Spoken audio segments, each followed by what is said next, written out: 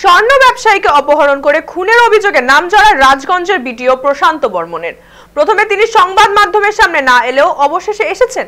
তার দাবি তিনি সম্পূর্ণরূপে নিরপরাধ, তিনি ষড়যন্ত্রের শিকার। এই ঘটনায় শনিবার রাজু ঢালি এবং তুফান থাপাকে গ্রেফতার করে বিধাননগর থানার পুলিশ। পুলিশ সূত্রের খবর, ওই বিডিওর কলকাতার গাড়ি চালক রাজু এবং তুফান অভিযুক্ত বিডিওর পরিচিত বলে প্রাথমিকভাবে জানা গিয়েছে। তবে সেই তথ্য যাচাই করে দেখা হচ্ছে। সেই নিয়ে আপাতত মুখ খুলতে নারাজ বিডিও প্রশান্ত বর্মন। 29 অক্টোবর যাত্রাগাছিতে বাগজোলা খাল সংলগ্ন ঝোপ থেকে সোনা ব্যবসায়ী স্বপন কামিল্লার ক্ষতবিক্ষত দেহ উদ্ধার করা হয়েছিল। সেই ঘটনায় মৃতের পরিবার থেকে খুন ও অপহরণের অভিযোগ দায়ের করা হয়েছিল। ঘটনায় নাম জড়ায় বিডিও প্রশান্ত বর্মনের। তিনি আরো বলেন, তিনি রাজবংশী, এই কারণে তার বিরুদ্ধে ষড়যন্ত্র করা হচ্ছে।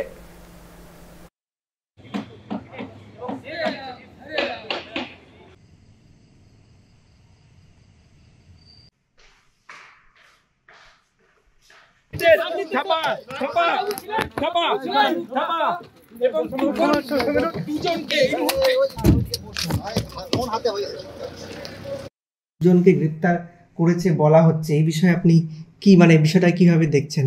দেখুন, ঘনিষ্ঠ বলতে আমি কিছু বুঝি না, কারণ আমি যেহেতু একজন ব্লক ডেভেলপমেন্ট অফিসার হিসেবে কর্মরত আছি। আপনাদের সংবাদ মাধ্যম ঘনিষ্ঠ বলতে পারে, কিন্তু আমার পশ্চিমবঙ্গের সমস্ত নাগরিকেই আমার সবাই পরিচিত থাকবে, আমাকে সবাই চিনবে, আধিকারিক হিসাবে চিনবে। কিন্তু আমি একটা কথা আপনাদেরকে বলছি, আগাম বলছি, যে আমি আগেও বলেছি এটা ষড়যন্ত্র চলছে, চক্রান্ত চলছে।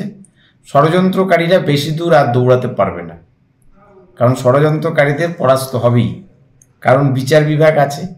তার সাথে সাথে একটা কথা বলি, এই প্রশান্ত বর্মন পাবলিক সার্ভিস কমিশনের ইতিহাসে আমি প্রথম রাজবংশী ক্যান্ডিডেট যেখানে সর্বপ্রথম হয়েছিলাম।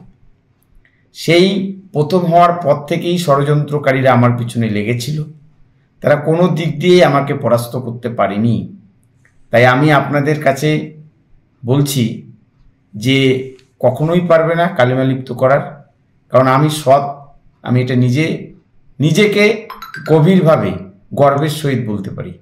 কারণ এই জন্য আমি কোনোভাবেই এই কালিমালিপ্ত যে যতই চেষ্টা করুক না কেন, আমাকে কালিমালিপ্ত করার যে প্রয়াস, তাদের যে ষড়যন্ত্রে যে তারা এগিয়ে নিয়ে গিয়ে আমাকে বিপদে ফেলার যে চেষ্টা, সেটা বিচার বিভাগ দেখবে।